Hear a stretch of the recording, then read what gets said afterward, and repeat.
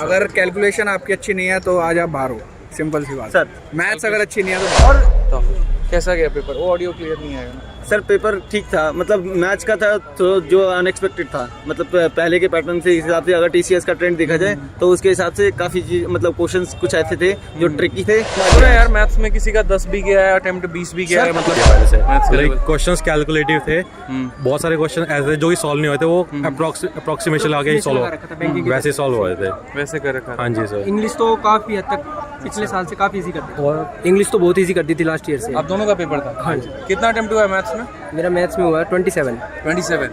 आपका? मेरा 28। 28 हुआ। हाँ जी। और रीजनिंग में? रीजनिंग में 29। 29। मेरे 30 पूरे। 30 पूरे हुए। हाँ। क्या लग रहा है पेपर, मतलब कैलकुलेशंस के अलावा और क्या क्या था? मतलब एक स्टैटिस्टिक्स का क्वेश्चन था, हाँ। उसमें बहुत समझ ही नहीं आया। उसमें कौन पूछा क्या था उसमें आइडिया? उसमें पूछा था कि स्टैंडर्ड डेविएशन दे रखी थी उसमें, अलग अलग तरह की। उसमें मोड 2 तरह के दे रखे थे। तो उसमें हमसे फाइनल चीज क्या पूछी थी हमसे, काफी ना तीन सेंटेंसेस का था। हाँ वो सर के ऊपर से गया बिल्कुल। हाँ फिर उसके पे कर दिया, बाकी तो ठीक हुआ, ऐसे कोई दिक्कत नहीं हुई। बढ़िया है। हाँ हाँ। और क्या लग रहा है कट ऑफ कितना जाएगा? कम जाएगा ज्यादा जाएगा? ज्यादा ही 310। काफ़ी इजी कर दिया। इंग्लिश काफी इजी कर दिया। जीके के क्वेश्चन ना 2022 के थे। हाँ 2022 के थे। हाँ। करंट अफेयर का कितना लास्ट कितने मंथ का पूछा था? सितंबर के से पहले के थे। सितंबर के पहले का था।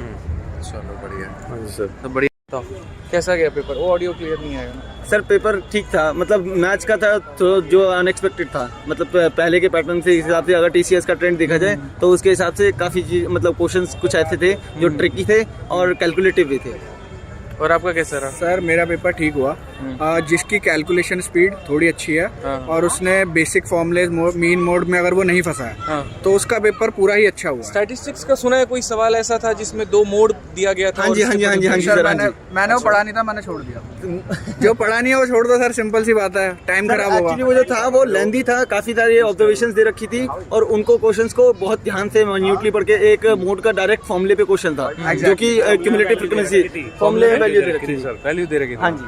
F1 की, F2 की, F0 की, लोअर क्लास लोअर क्लास की, और H H पूछा था, हाइट पूछी थी। सर आप लोगों का कैसा गया पेपर था? नमस्कार भाई। और बाकी रीजनिंग का क्या लेवल? रीजनिंग इजी थी सर, 1-2 क्वेश्चन थे जो थोड़े बहुत आपको फंसा सकते हैं, वरना तो इंग्लिश इतनी इजी थी कि पिछले से मतलब 50% भी लगा लो तो काइंड ऑफ मतलब बहुत ही अनएक्सपेक्टेडली इजी थी। अनएक्सपेक्टेडली इजी, मतलब इतना तो कि आपका ज़्यादा से ज़्यादा पैराग्राफ जो था उसमें आपका टाइटल पूछ लिया, टोन पूछ ली, that's it. That was the most difficult thing.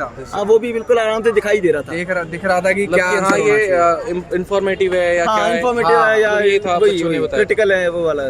Sir आज का पेपर उसी का अच्छा हुआ है जिसने मैथ्स में तोड़ा है। जिसने मैथ्स निकाला ना उसने, जिसने मैथ्स संभाल सुना लिया। यार मैथ्स में किसी का 10 भी गया है, अटेम्प्ट 20 भी गया है, मतलब ऐसे करके 10-20। सर मैं बता रहा हूँ ना आपको, जो आपने मोड वाला क्वेश्चन पूछा ना, वो तीनों ही क्वेश्चन फंसाने वाले थे। अगर जिसने वो उठाकर पढ़ने की कोशिश करी है और करने की कोशिश करी है तो वो गया, क्योंकि उसको ये लगा था कि रीजनिंग भी करना। एक प्रॉफिट लॉस पे क्वेश्चन था जिसमें एप्पल्स की अमाउंट पे पूछा हो गया था, जिसने बायर में भी उसने चीटिंग की हुई थी 950 ग्राम और सेलर में भी 850 ग्राम दिया हुआ था। तो that question was the toughest, मतलब पूरे उसमें। और टाइम एंड वर्क का एक अच्छा क्वेश्चन आया हुआ था, जो सीपीयू की तरह एक पैटर्न है वो देखने को मिला। हाँ जी बिल्कुल सर, नया पैटर्न देखने को मिला। अगर कैलकुलेशन आपकी अच्छी नहीं है तो आज आप बाहर हो, सिंपल सी बात। सर मैथ्स अगर अच्छी नहीं है तो बाहर। और चॉइस ऑफ क्वेश्चंस, हाँ चॉइस ऑफ क्वेश्चंस है ना, वो बहुत डिपेंड करता है, क्योंकि पेपर में डिपेंड करता है ना यार, चॉइस ऑफ क्वेश्चन लगा कैसे सकते हो? वो तो पढ़ना तो पूरा पड़ेगा ना, तभी तो पता चलेगा ना। और मुझे तो ऐसा लग रहा है क्वेश्चन पढ़ने के बाद बच्चे को लग रहा था कि बन जाएगा, आधे रास्ते में जाने के बाद वो अटका। सर अब आपने जो एफिशिएंसी देखी है, टाइम एंड वर्क की एफिशिएंसी देखी है, वो आपके इंटीजर्स में आती है, पॉइंट्स में तो नहीं देते ना। आज पॉइंट्स में दे रखी थी, 18.75 था, A+B का दे रखा था, B+C का दे रखा था, C+D का दे रखा था, और उसमें से एक का 18.75 दे रखा था। I still remember the question, उसमें मेरा टाइम लगा था, वो ठीक हो गया, मतलब गॉड। सर प्रोबेबिलिटी का क्वेश्चन आया हुआ, आप लोग का ही पेपर था क्या? कैसा गया पेपर? बढ़िया।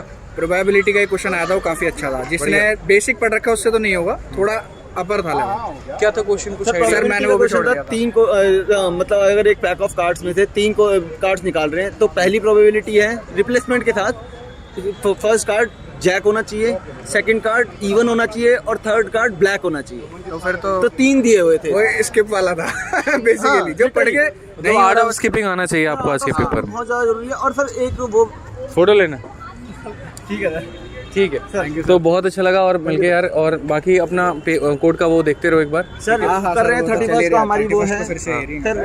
और सर एक चीज़ और, हाँ हम कोर्ट केस वाले बच्चे जो 110 बच्चे थे उन्होंने फाउंड किया था, वी स्टिल टॉक अबाउट, क्योंकि आपकी फैटर्निटी भी यही बात बोली थी कि एसएससी फिर दोबारा यही करेगा, देख लो उन्होंने यही करा।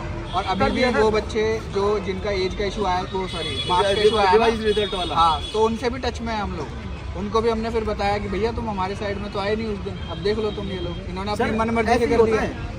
उस टाइम पे आपके अलावा और कोई टीचर सपोर्ट अगर ये उस दिन ही करते थे ना सर, ये दिन आते ही कोई इनके नोटिफिकेशन में, मतलब हमारी कोशिश से अगर कुछ बच्चों का सिलेक्शन हो जाए सर वही वाली बात है सर, सिलेक्शन नहीं भी होता बहुत उसने किया तभी तो आज एंट्री है, फिर वो नहीं हो पाती। बनाई ठाडी रे मेरी सनी देओल सी बाटी रे, तू दही का चस्का से एक पीला हाथ की काटी रे।